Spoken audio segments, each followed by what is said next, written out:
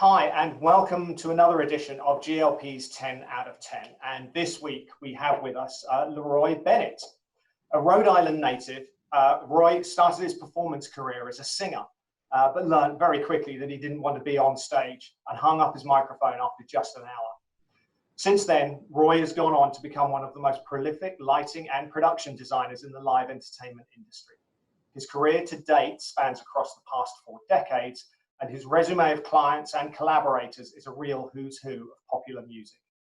From iconic partnerships with artists like Jean-Michel Jarre, Prince, and Paul McCartney, Roy has also worked with the likes of Queen, Luther Vandross, Madonna, Nine Inch Nails, Faith Hill and Tim McGraw, Beyonce, The Cure, Maroon 5, Kelly Clarkson, Ariana Grande, Rammstein, The Weeknd, and with Lady Gaga on her tours and her current residency in Las Vegas. And that's just to highlight a few. It really is. His television work includes an extensive number of broadcasts for VH1, MTV, Fox, HBO, and Fuse. Roy has also won a number of accolades during his career, including multiple Parnelli Awards, a Night of Illumination Sword, along with awards from Tour Guide's Top Dog, from Performance Magazine, from Total Production International, and the Broadcast Design Awards for both his lighting and set designs. Roy has also been inducted into the Rhode Island Music Hall of Fame. Welcome, LeRoy Bennett. Holy crap, that's me? That's you, that's all you. And there's a lot of bits that were left out. It's incredible. It must be incredible to look back and just see all of that. Well, it's, the last 40 years have passed by so fast that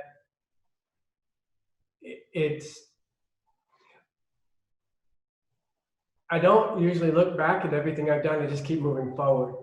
And I have to admit, I have to sometimes remember. It's very hard for me to remember everything I've done. I have to look at my resume because people ask me, and I can give you chunks over the decades or what's immediate, but everything, it's a bit daunting and overwhelming if I start. And then actually I've had moments of where I've thought about it and thought, how the hell did I do all of that? Right. That's a lot to fit in. Yeah, but the reason why it's that I love what I do. I have a passion for it. And I don't think about how big things are or how much it is, how much is coming at me or any of that stuff. I just feel I just keep moving forward. Right. And I don't think about the past. I just keep moving forward. And I think that's a very important thing to do, is to not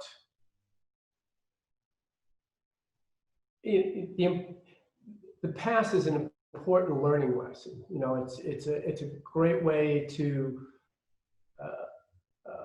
learn from things, from your mistakes, or just things that how you would do better, or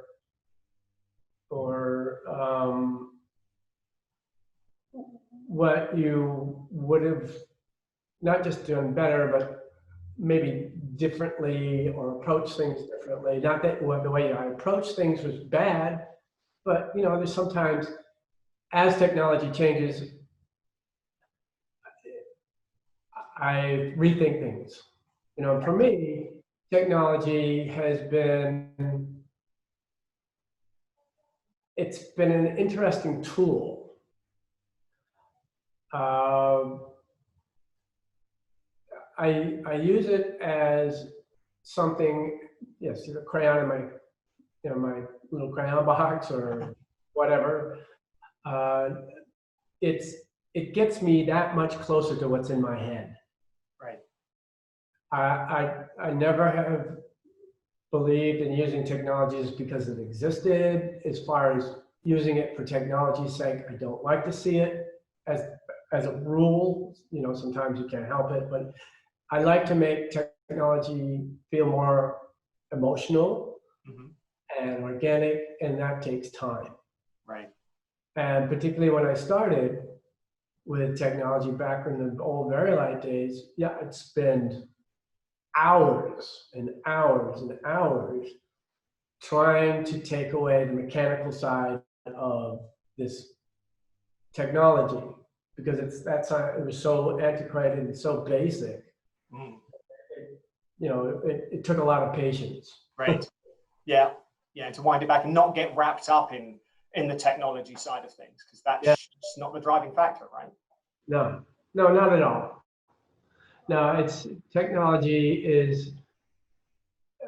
I want to control the technology. I never want it to control me. Right.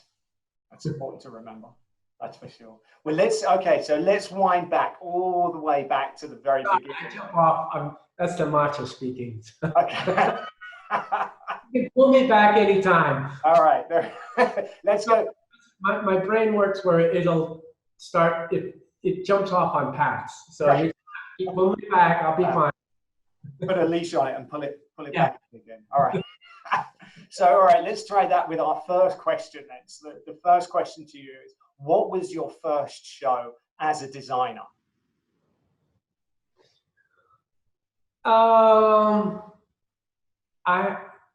As far as a full-fledged designer, was Prince. Right. That was back in 1980. I was working for Zenith, which at the time, which still was a British-based. It was the office was in London, but they had an office here in Torrance, California. Right. So I worked out of that office. It wasn't the first lighting company I worked for. I worked with Polico at the time in Rhode Island, which is now East Coast. It's Eclipse, as it's known now. And so I started off as a technician, which I think every designer should do. They need to know the basics before they keep moving forward up the ladder. You need to understand what it takes to put a show together. Right. On a very basic level. You have to understand from a crew's perspective, not just somebody that has a great idea. Right. So anyway, I started with Prince. I got my job with Prince through Zenith. Bruno Gath, who was running the office at the time, took me out to dinner one night and said, well, you look, and I believe that you want to be more than a technician. And I said, absolutely, I want to be a designer. Okay. And so he said, the next client that comes through that doesn't have a designer, I'll put your name forward. And the next thing I know, he says, I got a client for you. His name is Prince. And I didn't know who he was at the time. And a lot of people didn't. And so I said, great. It was really enthusiastic about my first job. And I studied about him. And I thought he was really interesting. And he was very edgy. And what I've always loved about the music industry, or rock and roll in general, is the irreverence, the unnerving side of it sometimes, the disturbing side of it. But it's emotionally stimulating. It can be uncomfortable. It can make you think.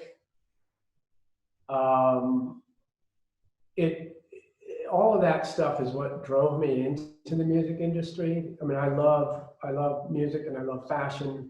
I love all things design. It's just the way, and I see music when I hear it. And I have been that way since I was a child. And so Prince was one of these people that just fit that. For me, I was really lucky because he fit every category that I was inspired by. Right. Musically, he was pushing the boundaries. As an artist, as an entertainer, he was pushing the boundaries. He was not there being very straightforward. He was an enigma. He was mysterious in many ways. Musical genius. Right. It was, I couldn't have thought, I will always say that I was so blessed to start with him, and I was the luckiest man in the world to have that opportunity, because he and I were very much the same. It wasn't so the first 5 days of my my rehearsal period with him. It was horrible and horrific and very degrading. Prince being Prince was very intense. I can imagine. What he would do is just push you to the limit to see where you would break. Right. And he was amazing at pushing people beyond what they thought they could do. Mm. And he did that with me. He opened my eyes to me, who I was as a designer, beyond what I thought I could be. He would do that to himself. And so he and I were great creative partners. That's what we were together. We were, right. And I didn't learn that until way later, way after, and actually in the last few years, that I learned exactly what that meant, my relationship with him, because he treated me way different than anybody else. Right. Like you said, a real absolute. It was a partnership, not a an employer-employee relationship or anything like that. It was way deeper than that. And I was very fortunate to go through that, because starting with him, I started at the top. You couldn't. Right. I mean, that was the pinnacle of where you could start. But nobody knew it at the time. You don't know it until after you look back. Yeah. So for me, it really put me in a place where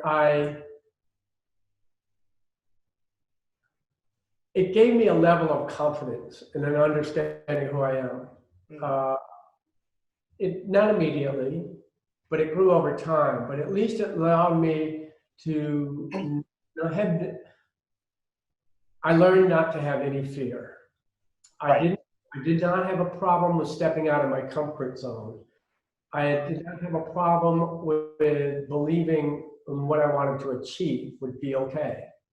I never second guessed myself.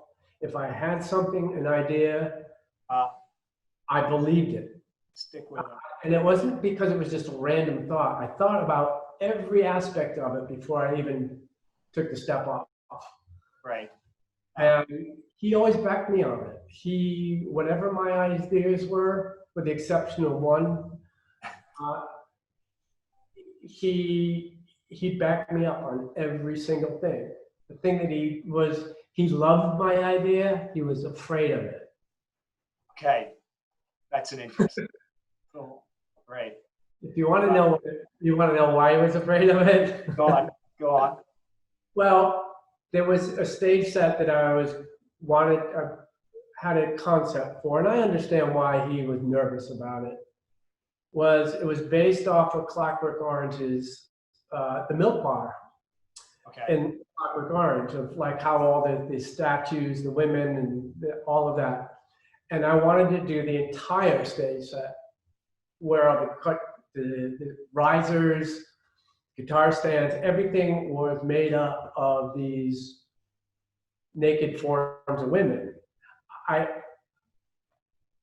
didn't think about the degrading factor of that at that point. Okay. And I'm glad, and he did think about it.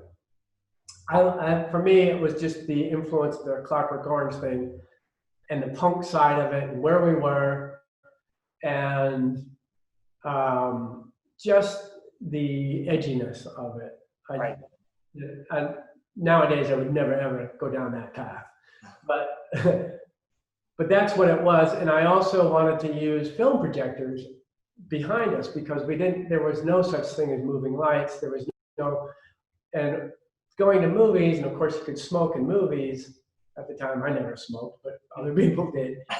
I used to love watching the actual light beam, the projection coming out of the projector, and watching how it moved. Right.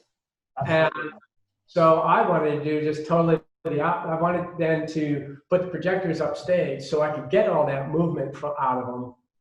This is like 1981. But project orgies of people all over the audience. Right. So that when he was watching, it was nothing but a big orgy going on. or things like that. He loved the idea, but it wasn't the right thing to do. It would have put us in a very politically incorrect position. Right. Might make him forget the words or something. I was only 23 at the time, so it was not a, please. Wow. But all in all, I mean, talk about, I guess, just being in the right place at the right time, because it was an epic partnership. It absolutely was. Incredible. Yeah. Absolutely incredible. Wow. I mean, he would have very abstract ideas that really didn't have any kind of substance to them, other than an emotional substance. We could communicate because he spoke in a very strange language sometimes. Okay. And a lot of it, he relied on you knowing what was in his head. If you could read him and understand and be that inside his head and where he was thinking, the better off you were. Right. And unfortunately, which is another part of, being a designer in this industry, is you have to have that relationship with an artist where it's not just, all artists, not all artists, but some artists have concepts deeper than others. Some are more direct, some of them are more abstract. Some of them will show you inspirational things, but they don't understand the depth of they don't understand why all these things, what they like about them. And it's important as a designer that you have to get inside of an artist's head. Right. Not just, don't do what they say, listen to what they're saying and do what you feel is the essence of what they're looking for. Read between the lines. Yeah, and that's what I learned from him. Right. Listen to the things that haven't been said. Yeah. Yeah. Right. Wow. Fascinating. And yeah, what a brilliant relationship it turned out to be. Of course, over the years, we mentioned just a few of the shows that you've worked on. Our second question is to ask people, what's your biggest kind of Spinal Tap moment? We're sure, certainly after an illustrious career, there's been times when it looked like everything was going perfectly and everything was going to be great, and then it just didn't quite work out like that. Do you have a story that springs to mind? Well, I never actually, fortunately, had a Spinal Tap moment like that, but I was, and I never had that experience the way that people would expect.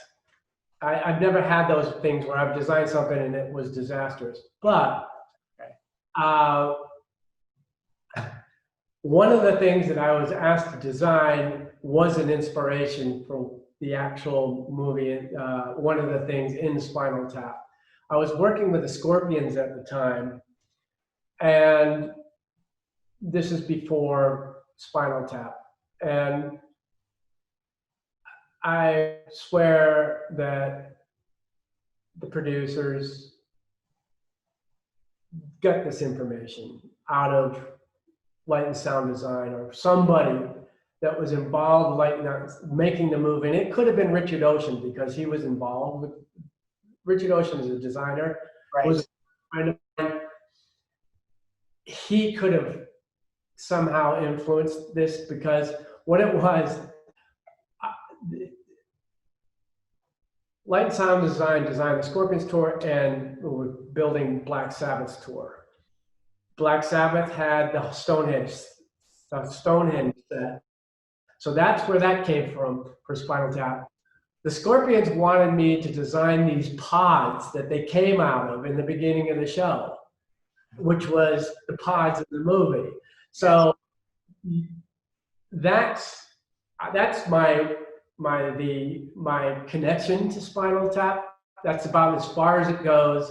is that, and we never did that thing for the Scorpions, because it was just for the reasons why it happened in the movies, the reasons why we didn't do it. Fortunately, dodged that bullet by convincing them it was a bad idea. And I think if they ever saw the movie, then they realized what I was talking about. Right. That's perfect. That's what a brilliant answer. That's a perfect way to wrap that story. Oh, brilliant. What's the best advice that anyone's ever given you, either professionally or otherwise?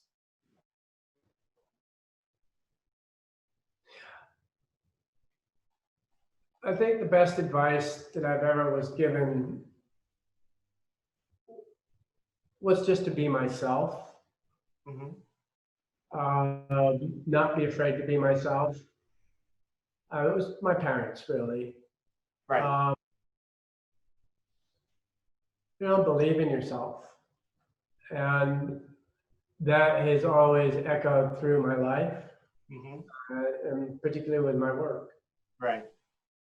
It's great to have that level of encouragement as you're growing up and finding your feet in your career. Yeah. That's brilliant. And so over these past 4 decades and counting, what would you say is your proudest achievement so far?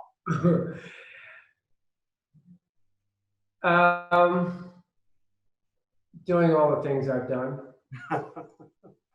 Right. I know that's a really lame answer, but people say, well, what's your favorite project? And there's many, and I always explain every project's a child. So how do you choose which child is better? You don't. Right.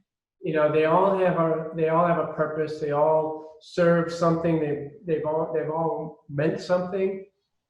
I may learn something from one project that I carry into another project, that I expand on a concept but you'll never. Only I know what it was that I'm expanding off of. Right. I don't like to necessarily, as a rule, I don't like to copy myself. And there may be some elements from one thing that roll over into another, but as an overall idea, I don't like, I won't copy anybody else's ideas. Right. I won't copy my own.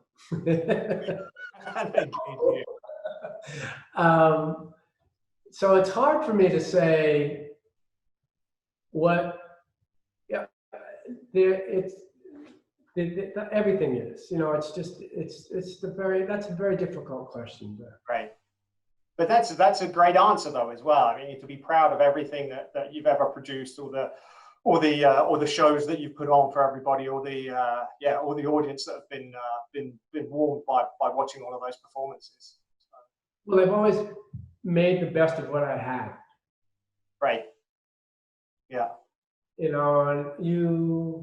no matter how big or how small, how low tech or high tech, I've always pushed it as far as I felt I could push it.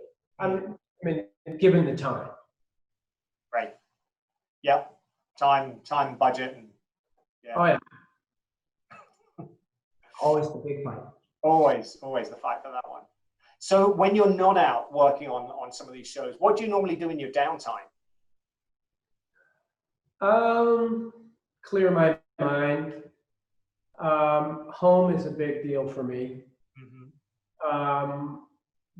I make my home a place where it's inspirational. I like, it doesn't have really any, I don't have anything that represents my work in my home. Okay. It's not that I don't appreciate it. I just, that when I'm home, and I surround myself by things that bring me joy and things that inspire me, whether it's art, architecture.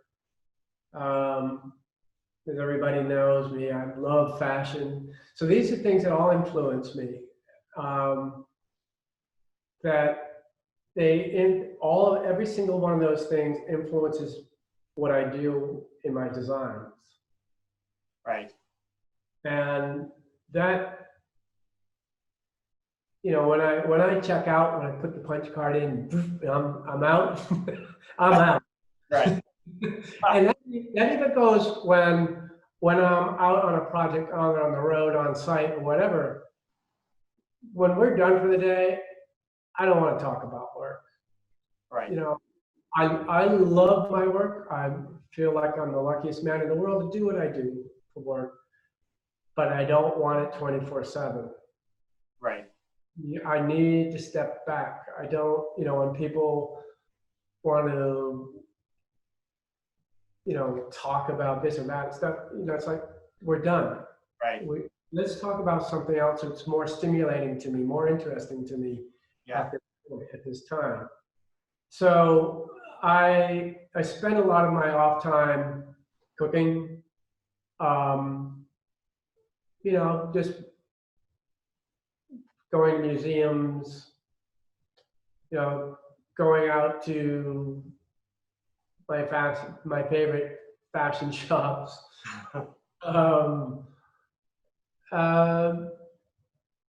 hanging out with friends, Right.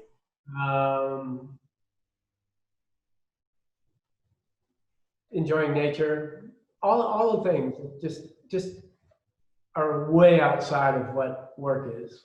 Right. Nothing to do with lights. But that's great to have that balance there. It's important, I think, to find the balance between, you know, work and not work, and to be able to, like you said, clear your head and have just to be able to dump it all away and take all the stresses that might be involved with that away as well.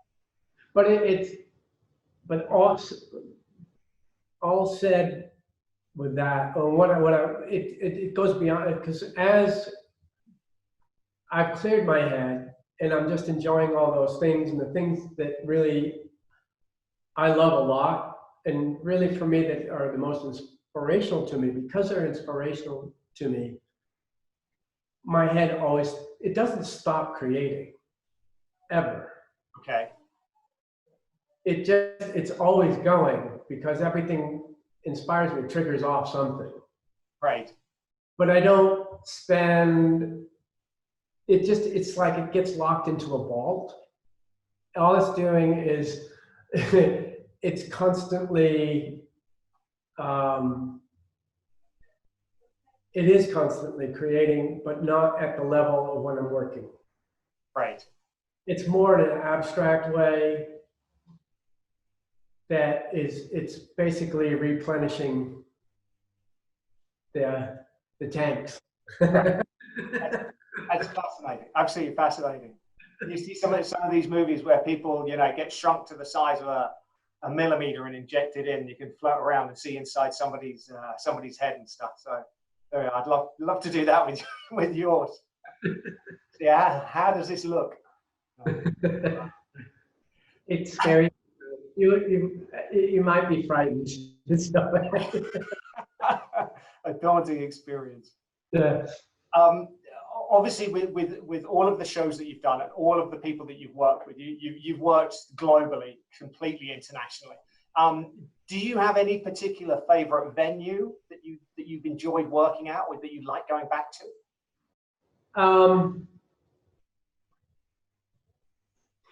I mean, stadiums are stadiums, arenas are arenas. Right. Some of them are better than others, but I don't think about, oh, I've got to go back to that stadium, or I have to go back to that arena. The venues that I played and done shows in are not your normal venues. The ones that I really enjoyed the most, with The Cure, on the prayer tour, the first tour I did with them, we played a load of old Roman Colosseums in Bull Ring. That was fun. Because the venue itself had a history. There was something wonderful about it. You know, stadiums are stadiums. They don't really, with the exception of the stadium in Berlin, The rest of the Olympic Stadium there, the rest of them, eh. You Right. know, the bird's nest in Beijing is pretty impressive, but you know, it's again, it's just a massive stadium. Right. Playing the inside and outside the Colosseum in Rome with McCartney, that was amazing. That's special. You know, playing Red Square with McCartney. You know, doing things like that to me those venues are impressive because they're not venues per se. Right. Yeah, they weren't built as music venues. Yeah. So yeah, that to me, that is more, those are the things for me that are more, you know, doing something, you know, the Millennium New Year's Eve in Times Square, things like that. I did a birthday party for, I don't know if you remember Lord Colin Tennant. Okay. Yeah. Who owned the island of Mystique, and then he basically set it up into a holding company and sold it off. But he still had a home on the island. I met him through, because I did some work with Raquel Welch and her husband Andre Weinfeld at the time, and they knew Colin Tennant because they had a home on the island, and he invited me to do his 60th birthday party at his home, which was a mini replica of the Taj Mahal. Yeah, everything on his property was all Indian. He had imported Indian temples and all sorts of stuff. So, you know, for me, that was an awesome, even though it wasn't a concert, it was a great experience because I had to fly in all this gear on, you know, island hoppers and light up, you know, his yard, his pools, the temples, the ocean, all that stuff. It was pretty basic, but it was like, for me, that was just an amazing experience. And of course, you know, after doing all that, he wanted me not to work. Once this party was going, he wanted me to participate, just be in the party and be a guest and stuff. So that was an incredible experience because his list of guests was phenomenal. You know, of course, he had all these lords and ladies, and Jerry Hall was there, and you know, Princess Margaret was there, and there was a whole cast of crazy people. So that was fun. But yeah, as far as, like I said, arenas and stadiums, they're nice, but they're just arenas and stadiums. Right. They all become the same. I'm sure there's a lot of copy pasting that goes on with a lot of them now. So yeah, absolutely. Well, it's a science. I mean, ultimately it should be, is that, you know, you build a venue that houses both sports and entertainment. You would hope that the architects, when they design these places, take all of that into mind, particularly the entertainment side of stuff. Some of them do, some of them don't, or some of them do it better than others. Right. That's probably some of them give you an easier working day than others. If obviously we're in the middle of the lockdown, the pandemic situation at the moment.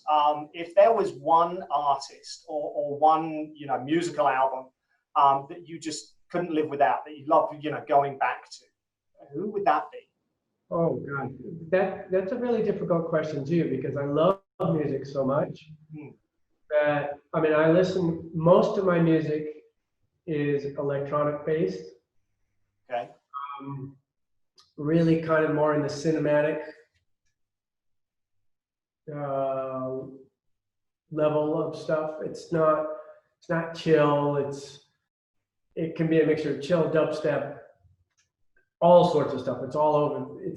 I don't get into full on EDM dance music stuff, although I have an appreciation for it. I mean, I like some trance things and things like that, but it's, you know, and every once in a while, I mean, I have playlists. I'll go play my 80s, 70s, 80s, and 90s playlist, and a lot of it's all the kind of the alternative music. But a lot of it's goth based because I am a goth in the heart. I never guessed, judging by the wall colors. I am very dark orientated, as you can see. I've never believed that dark music is scary or negative. There's a lot of beauty in darkness. And it kind of reflects in the music I listen to. The depth, there's a lot of romance in it.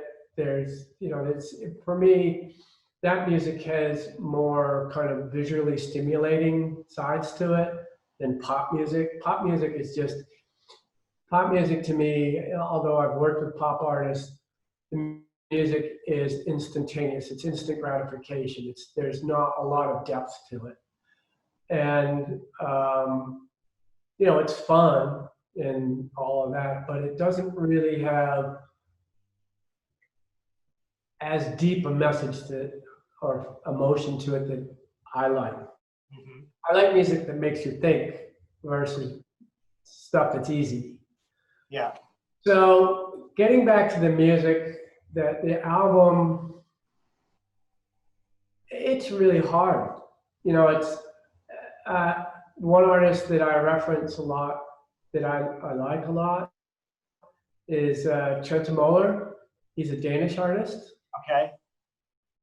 I like, Berlin-based electronic music a lot. As far as artists I work with, Prince albums, Sign of the Times would be one of my favorite ones.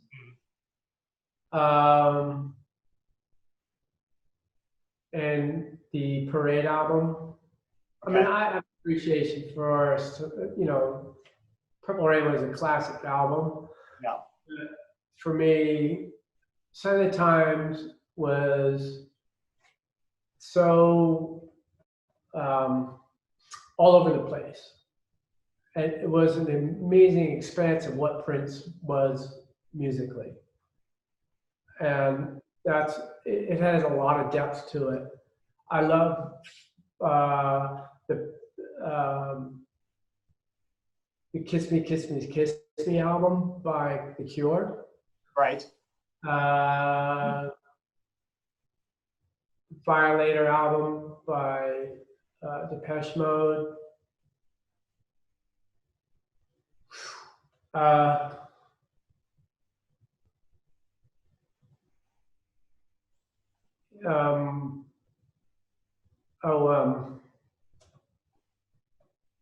What's the name of the album? Another Cure album that was the Prayer Tour.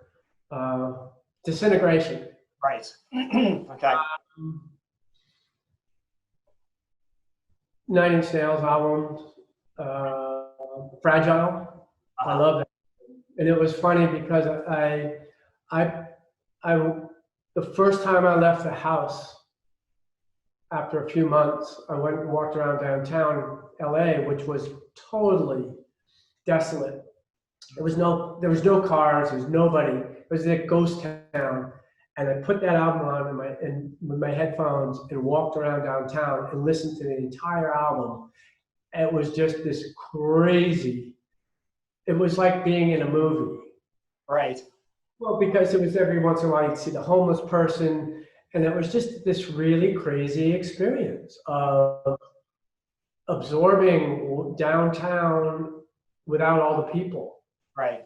And I texted Trent after I did that, came home, I said, holy shit, that was the most crazy experience ever. I said, I told him what I had done. And I said, thank you for writing that album. Because it just was so inspiring to me of what I just did at this particular time in our lives. So that would be another one.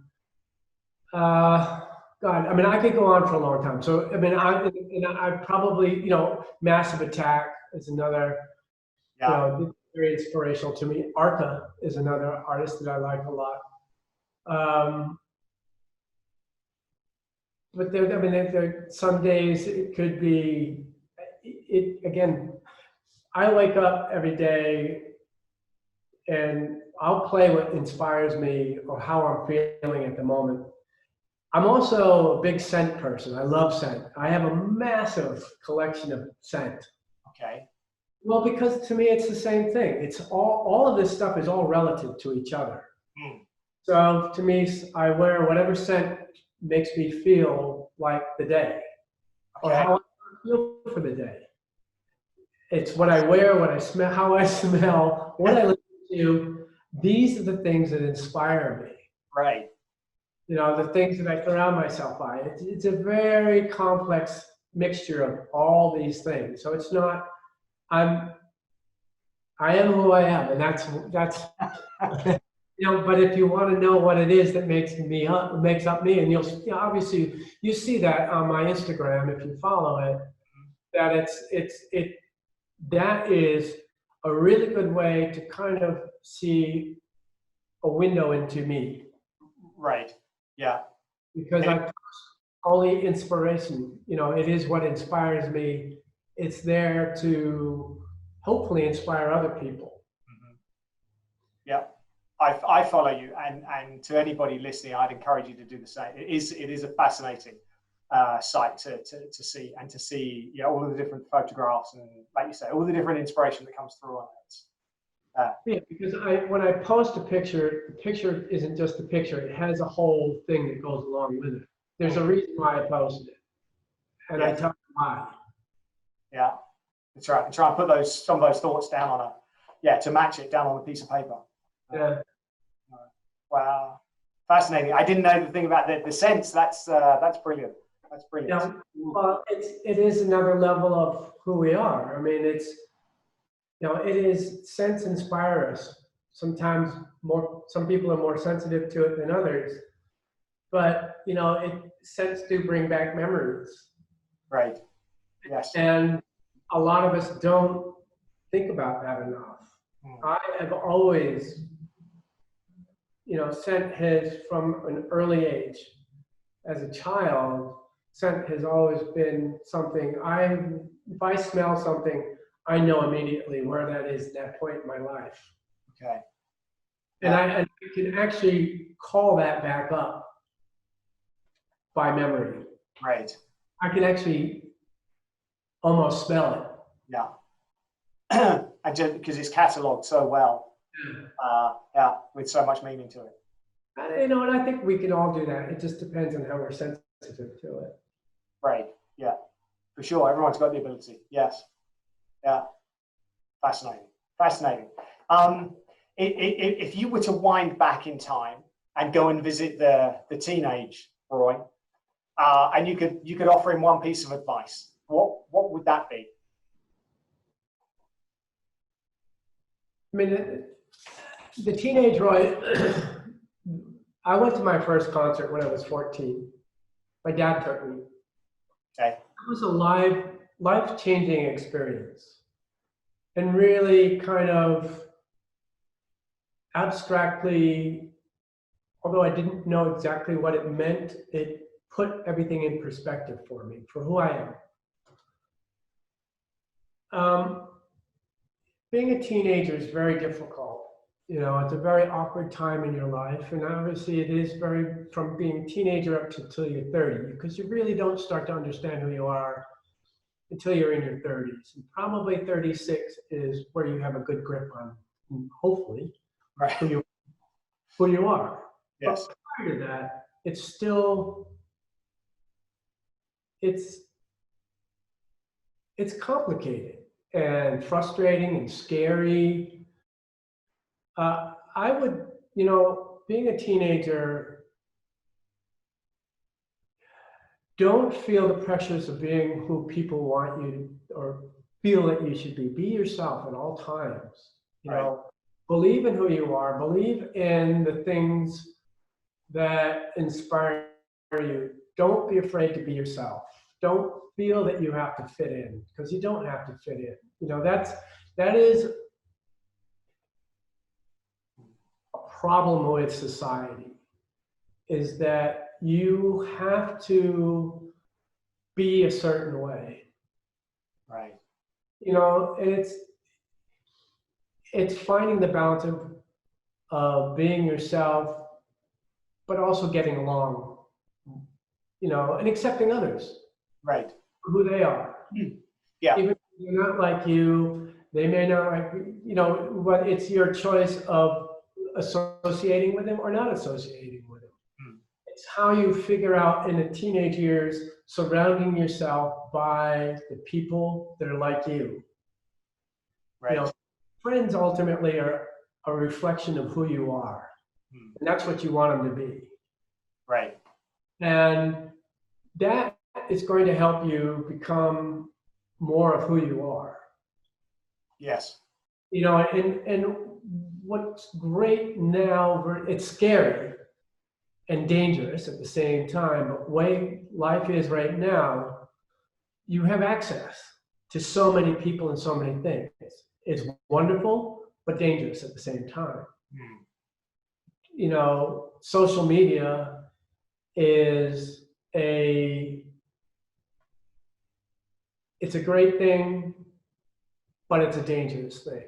You cannot allow social media to rule who you are. It's a great way of discovery, but it's a place where people can be really mean.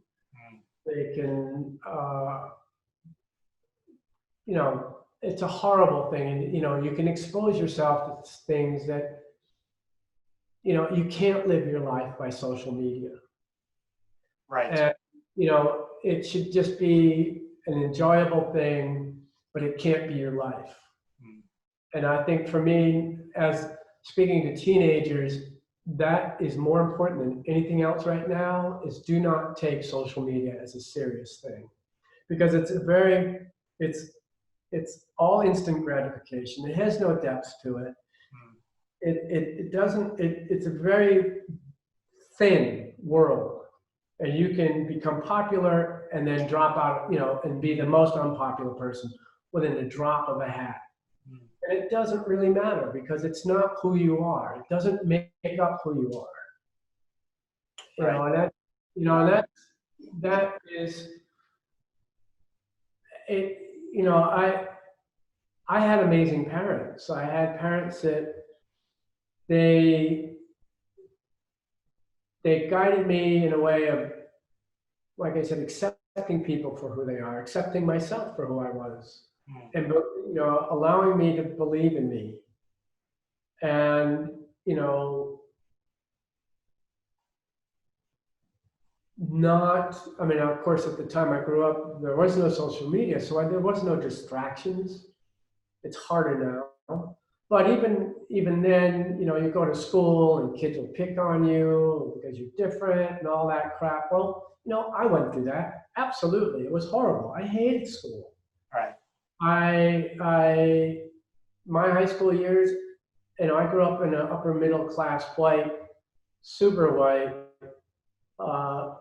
heavily sports orientated town.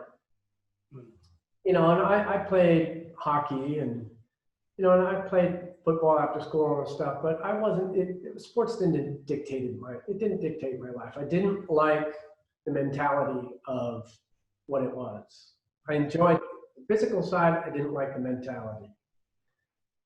And so I didn't fit in with a lot of people at school. I had friends, but we were a very small group. It was either the jocks or the freaks as well. and it was, I literally, in my young teenage years, I would walk home from school and I would be accosted by these jock kids at times. I'd be beaten up or, you know, abused. And it was it just obviously opened my eyes to how shallow people can be. And but it didn't stop me from being myself. And I think that's an important thing for teenagers to do, is to believe in who they are. And, you know, don't fight back, because that's not the way to do it. You know, just say, okay, well, that person's got their problems. It's not my problem. Right. That's right. But stick to it. And don't take the high road. Yeah.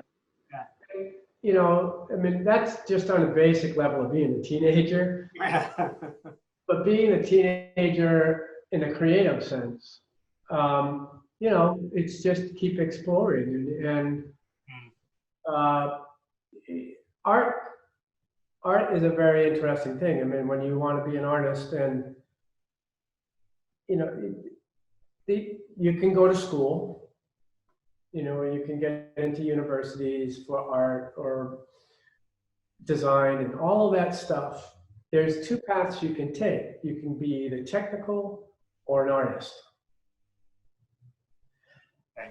Being an artist should be, you have to understand the technical side of things, but it's just understanding the physics of things, but it's not what rules your life, because an artist has no boundaries. And an artist will always create based on emotion and not on technical side of things. Right. You know, you understand the limits of the technology, but you just use it the way you want to use it. And so when you know, school can teach you the the technical sides, but if you want to be a true innovator and an artist, you have to be passionate about what you do. You have to be, again, understand the technologies and what it takes to make things, and you have to be practical about what you're trying to create, but you just don't be technical. Right. Be creative. Be creative and practical, because you have to have that balance. Because if something has no practicality about it, it's a useless idea. If it's impossible or difficult or financially not viable, particularly in the touring industry, it's a useless idea. Right. It can be, it may be able to be achieved, it may be difficult, and it may be painful, and financially it'll be a burden on the artist. The production, it'll come back and bite you. Right. Yeah. And you have to be aware of those things. Yes. As a designer. So that's getting way beyond the teenager, but that's where it eventually leads. Right. And that's important to remember that fundamental, because like you say, that's going to continue all the way through. That really is. Yeah. Oh yeah. Yeah. If you had the opportunity to sit down with one person, either living or dead, and have a cup of coffee or a glass of whiskey and a cigar with them, who would it be?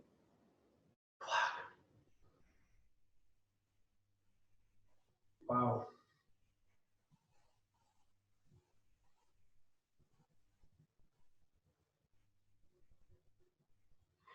Again, that's a difficult question because there's so many people that have inspired my life.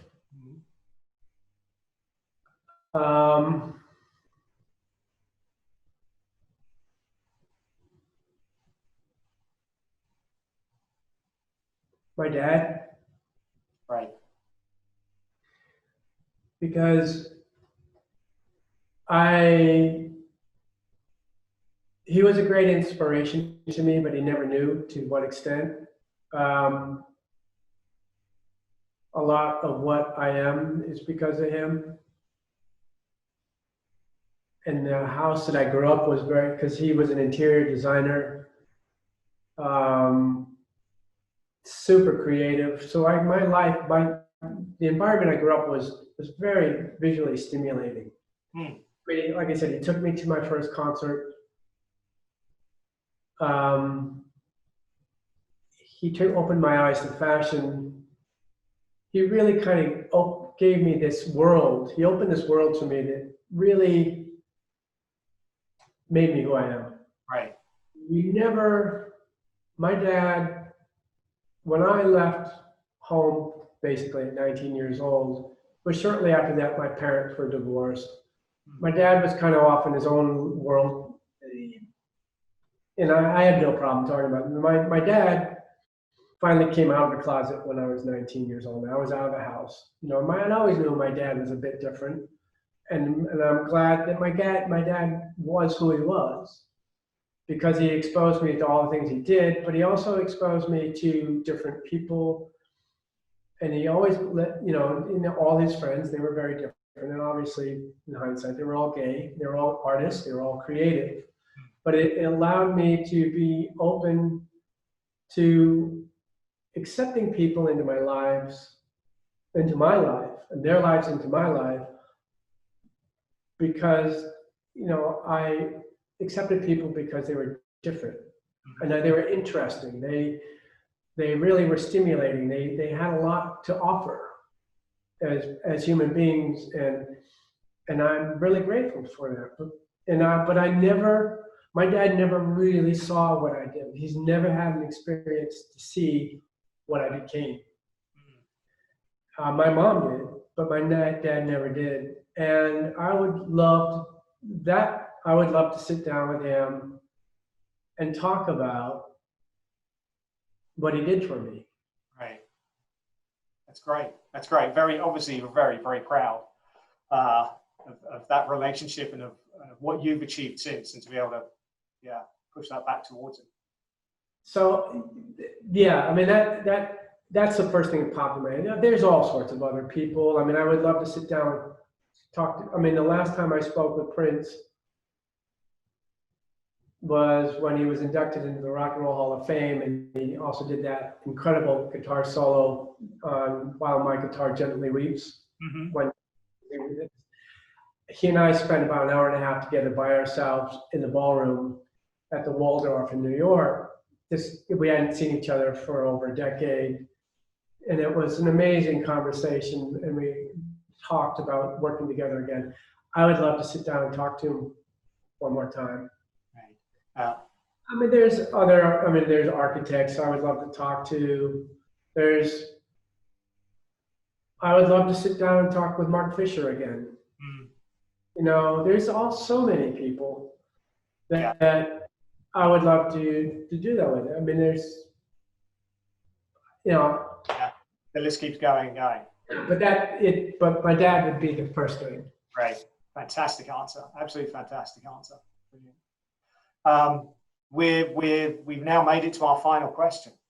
Okay. And so the final one is a bit more kind of off the wall. You're going to get a phone call in a minute, and it's going to be from the US Olympic Association, and they're going to call you up to compete for the United States. Now, it could be in either the Summer Games or the Winter Games, but the question is, which sport are they going to call you up for? What have you always fancied? Oh, I'd be into snowboarding. All right. Okay. Yeah. I haven't been on my board for quite a while. I used to be a skier. I started when I was 13, but I have really high insteps, so I can't wear ski boots, and I've had custom-made boots and blah, blah, blah. But just ski boots are so painful for me. I can wear them for an hour, and then I feel like my head's going to explode because the pain is so intense. But I took up snowboarding because the boots were more comfortable. Not softer. But I fell in love with snowboarding because it's graceful. There's something wonderful about it, and I would totally be into that. Totally snowboarding. What a fascinating answer. Absolutely, that'd be brilliant. I did try snowboarding once, but I couldn't get past the bit where you just keep falling down all the time. It is the most painful learning curve ever. Your two skis, your feet are free from each other, so you can fall relatively gracefully in theory. Snowboard is on your face or on your ass.